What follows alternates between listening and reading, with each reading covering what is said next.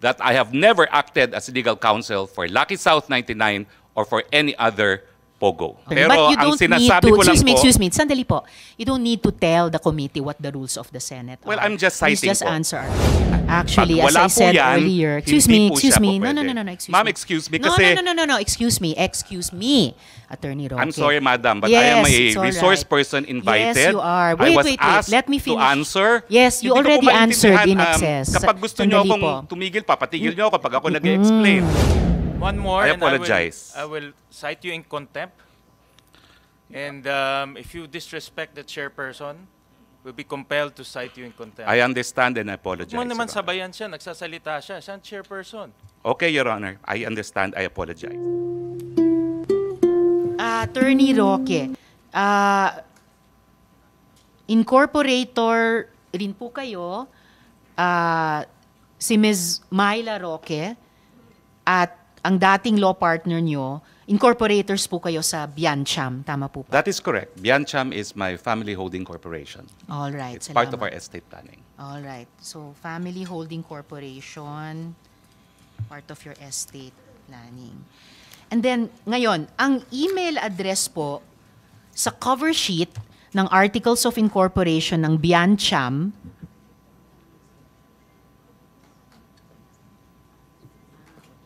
all right, so verbally i-redact ko na lang, hindi ko na lang babanggitin yung email address.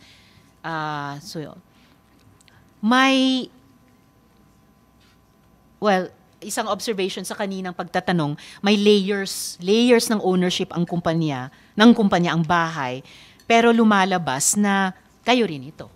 Well, I've never denied that, and that's why I said that I have an interest in that house. But it has to be emphasized na for purposes of search warrants, they have to specify the registered owner ng bahay. Kaya nga po, una-una, dinideny ko po na na-raid yung bahay ko dahil wala pong search warrant doon sa nangyari. Ang meron lang po, mission order at pag-aresto ng Bureau of Immigration sa 2 Chinese nationals. So mission order po ang nag-cover ng raid. Hindi po raid. Sorry. Ang apprehension po. Kasi ang raid po, apprehension. wala pong search warrant at may abogado naman po yung mga foreigners na nakatira ron, hindi po sila pinapasok because under the Constitution and the Bill of Rights apply also to foreigners, hindi po sila po pwedeng pumasok na walang search warrant. Briefly, Attorney Roque, I'll leave you to just ask a related question sa BI. Mission order lamang daw ang dala at walang warrant. Can you educate a non-law enforcer like me? Yes, Madam Chair. We confirm na during the arrest, the BI used the mission order. Wala pong search warrant. Walang warrant of arrest. All right. So apprehended yung 2 tao at nasa custody ngayon ng PAOK. Yes, Madam Chair. All right, salamat po. Back to Attorney Roque. Can I Yes, Madam confirm, Chair. can I confirm lang po na your wife, Ms. Myla Roque, is the managing director of Biancham since 2015 ayon sa annual report ng Pag-ibig. Well, she was with Pag-ibig and she was managing director of Biancham, but she resigned. She resigned. When po?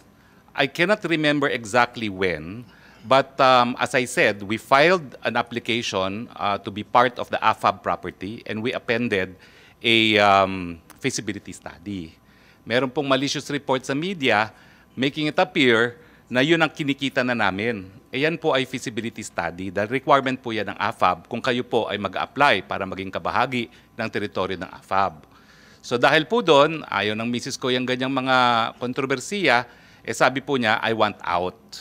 At kaya nga po, ang nangyari po dyan, talagang nag-withdraw din kami dun sa project na yan because my wife said, I really want out. I want my privacy. No? At yan po ang dahilan kung bakit nagkaroon po ng change of ownership. At yan din po ang dahilan kung bakit recently, we are now taking moves to reclaim Biancham. No? Except that my wife really says, I want out. And that's also why we are contemplating even a separation of property para malinaw na hindi siya mai-involve sa aking mga business undertakings. The decision was made also because we had business reversals in a solar project kung saan doon ko po iniinganyo yung Whirlwind company, no? And we lost a substantial amount of money in that business transaction. All right. Hanggang kailan managing partner yung asawa nyo sa Biancham? Sandali lang po yan approximately. Because yung investment po namin dyan sa First Bataan actually, and that was the controversy, was before I became congressman. And the controversy came out when I was a newly elected congressman, and that's when she verbalized that she wanted out dahil ayaw niya Anong magaganyan taon po usapan. yun nung naging rep Siguro kayo? 2016 po ako naging rep dahil So nanalo she- po ako nung 2016 elections. So she would have been managing partner for at least 1 year, from 1 year 2015 lang po to yan, 2016. hindi po nagtagal siya because she really wanted out. In fact, she wanted out of all my business transactions because gusto po niya maging pribadong individual. All right. But gaya ng ipinakita kong Articles of Incorporation, List of Incorporators kanina kay Mr. De La Serna, may incorporators na nakalagay doon, isa rin po si Ms. Myla Roque. Yes, that's Alright. what the document says po. Hindi po yan dinideny. So just to summarize, yung house,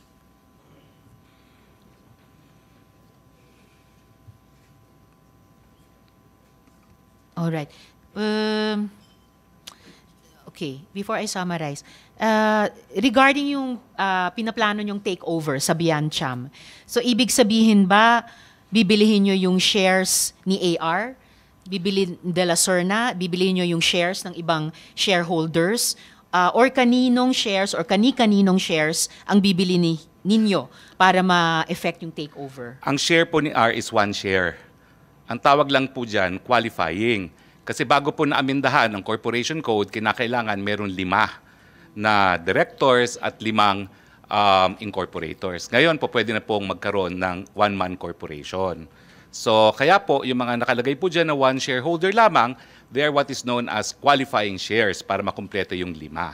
Now, ang nangyari po kasi dyan is dahil we were also applying for an AFAB accreditation, and at that time sa Kongreso po, nagkaring malaking issue yung pag-aari ni Congressman Florendo sa Tadeco, minabuti na rin po namin na lumabas muna doon sa investment sa Bataan.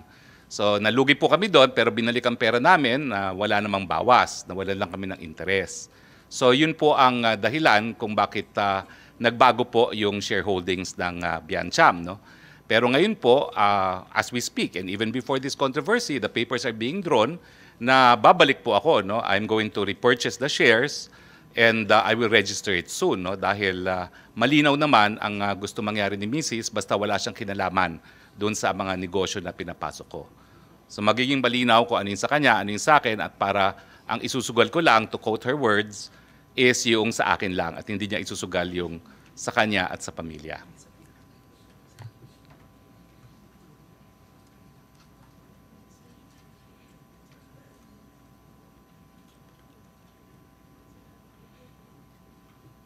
So, ibig sabihin po, i-buy out nyo sina Mr. De La Serna at yung iba pang shareholders para maging one-person corporation na yung Biancham sa inyo na po.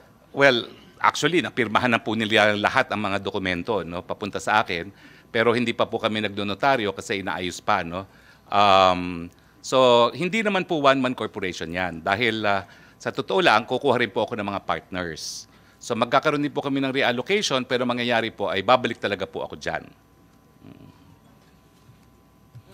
So just to summarize, yung bahay na naging subject ng mission order para ma-apprehend yung 2 tao na associated sa Pogo Hub sa Bamban, that house is owned by PH2.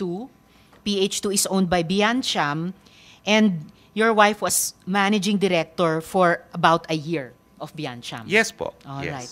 So we will just do more research on that.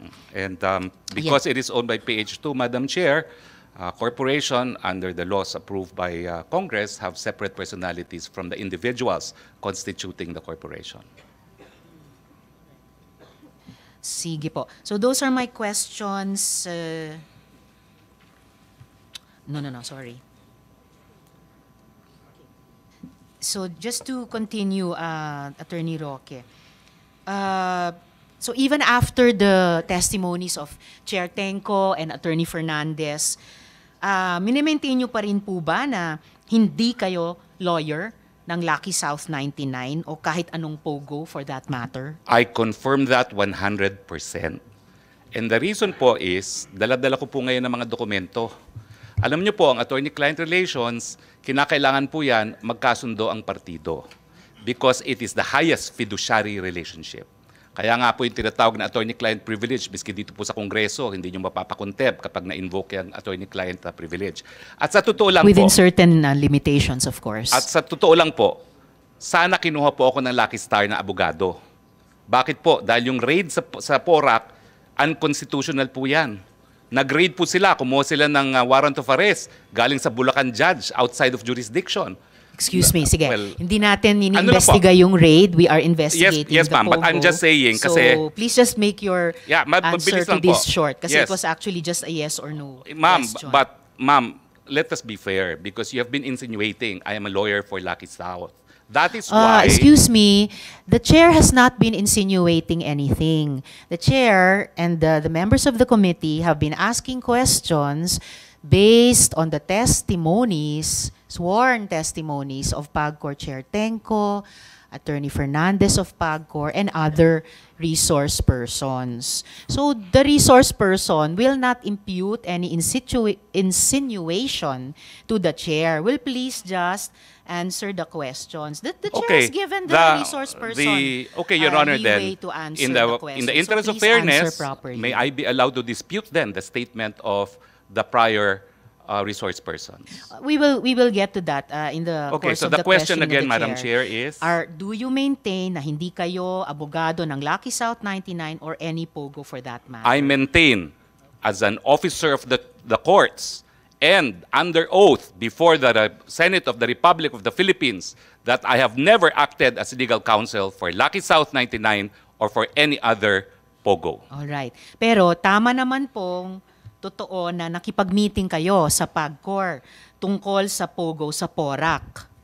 Yes or no Totoo lang po yun, nakipag-meeting Okay. ako, but as I said, ang aking kasama po ay kakilala ko bilang Whirlwind Corporate Secretary and I have documents in my possession which I would like to submit now to the Senate. Yes, Kasi iba please po do yung that. usap-usapan Thank you. lang, iba kapag notaryadong dokumento. Okay. And definitely, yung pagtestimonya ng ibang mga resource persons ay hindi rin lamang usap-usapan at may mga sinasubmit ding dokumento. Otherwise, the committee would not bother inviting them again and again to Madam, the hearings. Excuse me. I just like to ask the next question. So, ang topic ng mga meeting at pag-uusap nyo sa PAGCOR, and in fact, mga pag-follow up nyo sa PAGCOR, ay utang ng Lucky South 99, ng mismong POGO. Tama po ba? Yes Tama or po no? yun. Alright, salamat. So, hindi lang talaga Whirlwind, Lucky South 99 din. Pwede ba ho So, mag-explain? Pwede naman po. Okay, kasi po ang Whirlwind is not only the lessor, they're also the service provider. Now, I appeal now to the officials of PAGCOR. Siguro kayo po mag-explain kung anong ginagawa ng service providers, including Chair Andrea Dominguez because I had an opportunity to work with Domingo her. Domingo, no? Ang service providers po, sila talaga ang nagbibigay ng lahat na kinakailangan ng mga POGO operators kasi POGO operators po, lahat yan Chino. Hindi po yan nag-i-Ingles. Kaya nga po meron silang mga representative sa PAGCOR. Dahil sila mismo, they have no ability to communicate dahil nag-establish na nga sila ng mga independent POGO hubs. So ang pagkakaintindi ko po talaga, trabaho po ng service provider na magbigay ng serbisyo sa kanilang mga kliyente. Alright, attorney, salamat. The committee will ask further questions sa PAGCOR. Balik na lang po tayo dito sa Lucky South at PAGCOR, no? Ang sabi po nyo, you did not authorize the use of your name in the organizational chart. That was submitted as an official attachment by Lucky South 99 to PAGCOR. Totoo So, kasalanan po yan ni Cassie Linong, tama ba? Hindi po. Kasalanan Hindi. po yan ng kung sinong gumawa. Sino Dahil ang wala gumawa? naman pong establishment. Gumawa po niyan Lucky South. Yes. Dahil sila po nag-a-apply. Na si Cassie Linong ang isang ano doon. Wala ang po pa boss tayong doon. ebidensya na nagpapakita kung sino nag-submit talaga ng mga dokumento, but PAGCOR can confirm kung sino talaga nag-submit ng mga dokumentong yan. Okay, we will Pero, ask PAGCOR that again later. We asked them before. Basta ang malinaw po sa komite ay yung organizational chart na yan, na may drawing, may box, na legal, na nandun yung pangalan nyo, was one of the official attachments sa submissions ng Lucky South 99 sa PAGCOR. And sabi nyo nga, ang tawag nito, yung obligasyon ng Pogo na Lucky Star sa PAGCOR ang pinag-uusapan ninyo sa PAGCOR. So, due diligence, bilang abogado, dun sa mga diskusyong iyon, alam nyo kung ano yung mga dokumentong sinumite, alam nyo yung mga official attachments na nakalagay doon. Did you confront Cassie Linong about this? Or kinasuhan nyo ba siya na kung bakit nandun yung pangalan nyo sa organizational chart? Madam, nagagalit po kayo dahil sinasabi nyo, binibigay ko ng mga salita ang inyong bibig. Pero right now, Hindi you naman already ako assume... nagagalit. Sinasabi ko lang wag niyong gawin Oo, yun. pero ngayon po, sinabi nyo, you again insinuated that I had anything to do with the document. Ayan nga po ang sinasabi ko. As far as I know po... Attorney, please stop using that offensive verb insinuating. I am a very plain speaker. Okay, I'm Pwede sorry. Nyo lang, it's all right. Pwede Okay. nyo lang sabihin mali yung fact na Mali po. sinasite, tinatanggi Oo. nyo yung sinabi ng ibang resource person. 4 na taon na pong itong investigasyon. Halos wala na pong nag-i-insinuate kasi dire-diretso na pong mag-usap. Okay, so please tell the committee, kinonfront nyo ba si Cassie Linong or kinasuhan nyo ba siya? Bakit nandyan yung pangalan nyo sa organization? Well, unang-una po, nalaman ko lang na nandun ang aking pangalan nung nag-hearing po last time dito na sinabi ni Chairman Altenco. Pero bilang abogado and naging professor ng constitutional law, I'm familiar with the rules of the Senate. And the Senate says that in proving facts, the rules of court apply in the suppletory character. I don't need to argue with you about Opo, that, attorney. pero But you ang don't need sinasabi to, ko lang po- excuse me, sandali po. You don't need to tell the committee what the rules of the Senate Well, are. I'm just Please citing just po. answer our question. You don't My need to answer cite, po it's not is necessary. that document is only evidence of its existence. Pero para patunayan po yung katotohanan na nakalasaad sa dokumentong yan, dapat meron pong testigo na nakakita ng ginawa yung dokumentong yan, o di naman kaya testigo ng gumawa ng dokumentong yan, o di naman kaya yung testigo na pumirma ng dokumentong yan. Actually, Pag as wala I po said yan, earlier, excuse hindi me, po excuse siya me. po No, pwede. excuse Ma'am, me. excuse me kasi... No, excuse me, Attorney Roque. I'm sorry, madam, but I am a Yes, it's all resource right. person invited. Yes, you are. I was Wait. asked Let me to finish. answer. Yes, you Hindi ko po already answered in maintindihan, excess. Kapag gusto niyo Sandali akong po. tumigil, papatigil niyo ako pag ako nag-explain. Yes. I thought we were engaged in the Attorney. search for the truth. Oh, definitely we are. Attorney Roque, what I am Chair, saying, Madam yes, and Chair. Sherwin. Attorney Roque, please be reminded to respect the chairperson. I'm very respectful, Madam Chair. Paano respectful na nagsasalita siya, sinasabayan mo siya? I apologize, Senator Gatchalian. One more, I and apologize. I will cite you in contempt. And if you disrespect the chairperson, we'll be compelled to cite you in contempt. I understand and I apologize. Huwag mo naman Your Honor. sabayan siya, nagsasalita siya. Siya ang chairperson. Okay, Your Honor. I understand. I apologize. Salamat, Sen Sherwin. At salamat, Attorney Roque, sa apology niyo kay Sen Sherwin. All I'm saying is, there is no need for any resource person to cite the rules of the Senate to a Senate committee. We know that. So please just answer the questions which are being asked of each resource person at length with an embarrassment of time para masagot nyo yung mga tanong. But please stick to the topics and do not lecture a Senate committee about the rules of the Senate committee. We know that. We correct ourselves kapag lumalabag kami doon. So, I suppose your answer is hindi kayo nagreklamo kay Cassie Linong at hindi nyo siya kinasuhan kung bakit nandun yung pangalan nyo sa chart. As I said, Madam, nalaman ko lang po yung pangalan ko nasa chart during the last hearing. Ang sinasabi ko po under oath as an officer of the court, hindi ko po inauthorize ang paglagay ng pangalan ko doon. Wala pong kinalaman sa paggawa ng dokumentong yan at wala pong kahit anong testimonya sa kahit sino na gumawa ng testimonya na nagsasabi na pumayag po ako. And I deny that under oath. All right. And sa interview nyo naman po kina Ted Filon at DJ Chacha, inamin nyo, quote, dinulog sa akin yung problema ni Cassie, yung nangyari sa Lucky South. So mula mismo sa bibig ninyo, interes ng mismong Pogo ang miniting at fina-follow up nyo o inaareglo sa PAGCOR. Kasi nga po, si Cassie ay service provider ng Lucky South. So gaya po ng sinagot din ni Dennis Cunanan, pag may problema ang Lucky South, tumatawag sila doon sa mga tao na tutulungan sila dahil hindi nga po nag-i-English yung mga yan. Okay. So but, whether service provider o ano pa man, dinulog nyo yung problema ni Miss Cassie Leong at ng Lucky South na isang Pogo, idinulog nyo sa PAGCOR. Dinulog ko po dahil pinakiusapan po ako nung service provider. Dahil wala po akong kahit sinong kakilala sa Lucky South. Well, kilala nyo si Cassie Leong, siya, Lucky South po siya. Ay hindi ko po siya kakilala as Lucky South dahil ito po mga dokumento nagpapakita na siya ay pumirma sa mga pleadings na ginawa ko nung ako po'y retain mga 2 weeks after that meeting para sa kasong ejectment. Kaya nga po paulit-ulit ako, hindi po nagtagal. Matapos yung meeting na yon, dinulog po sa akin itong mga kaso. At 3 kaso po yan at lahat po ito ngayon isusumite ko sa ating komite na nagpapatunay po na ang aking kliyente sa mga kasong ito ay will win at ang pumirma po ay si Cassie Ong bilang Corporate Secretary. Madam, I'm now turning over these documents and this consists of number 1, ad cautelam motion to quash or recall writ of execution filed before Branch 114 of the Regional Trial Court of Angeles City, omnibus motion, first manifestation, entry of appearance, and second manifestation, remand of the case to MTC, filed before the Municipal Trial Court of Porac, Pampanga, both of which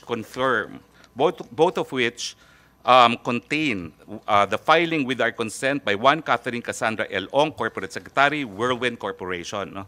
And of course, the third one is a petition for annulment of judgment with application for temporary restraining order and writ of preliminary injunction, docketed as CA GR number 18013, filed with the Court of Appeals, also bearing verification and consent signed by Cassandra L. Ong as Corporate Secretary of Whirlwind Corporation.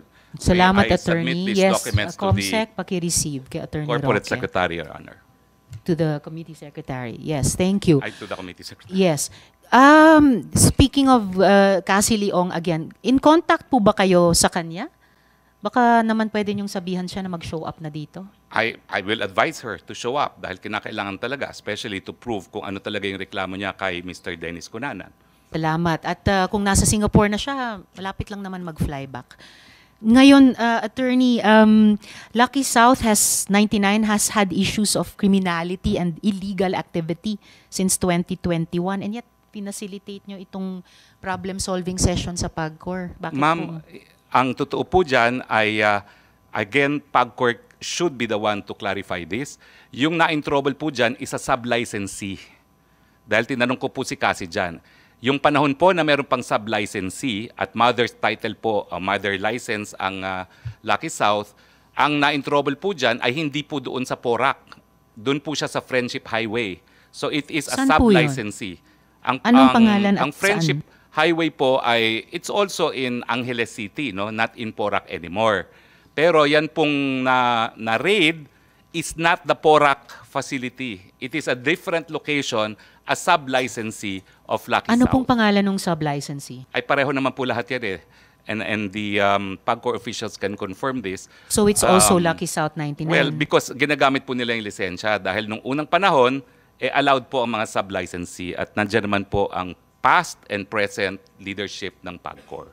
Kaya hindi po naapektuhan ang operation ng Lucky South dahil na-establish naman na hindi po yung Lucky South na nag-ooperate sa Porac ang may pagkakasala dun sa raid na yon. Well, definitely the committee will get back to the current PAGCOR chair dahil napaka-unequivocal yung pagkasabi na Lucky South 99 mismo ang may problema. Okay, so Attorney, so ayaw nyo mang amining, abogado kayo ng Pogo, malinaw na abogado naman kayo ng taga-areglo ng Pogo. So, Pwede bukod naman pa po dyan, yan. excuse me Attorney, sandali po. Bukod pa dyan, ang pag-areglong ginawa nyo sa PAGCOR, nangyari noong 2023. Pero gaya ng nabanggit ko kanina, noong 2022 pa lang, ni-raid na ang Lucky South 99 dahil sa human trafficking. At hindi po isang sub-licensee ng Lucky South sa Friendship Highway o kahit saan pa man, but yung Lucky South dun sa Porac. Ito po ang tanong ko, sa kabila ng lahat ng yan, at kahit alam yung trabaho ng Whirlwind, no? Whirlwind na protektahan ang interes ng Pogong, may track record ng kriminalidad, pumayag pa rin kayong maging abogado nila. Tama po ba? Tama po yun kasi wala naman akong nalaman na merong raid noong 2021. Kasi na-meet ko na lang po sila tapos na ang eleksyon. Na-meet ko na sila nung bumalik na ako sa aking private practice 2022 at hindi ko naman sinusubaybayan kung sino talaga yung mga na-raid ng 2021.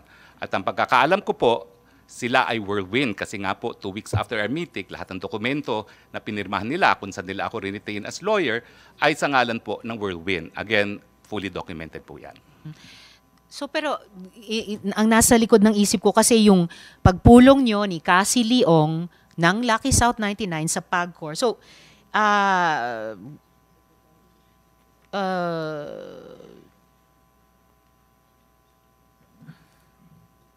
inaamin nyo po ba na ang pag-areglo nyo sa PAGCOR ay para sa Lucky South 99 at hindi para sa Whirlwind lamang? Hindi po. Ang aking tinulungan po ay Whirlwind. Kasi noong nga panahon po yan, hindi ko nga po kakilalang Whirlwind bilang isang kliyente.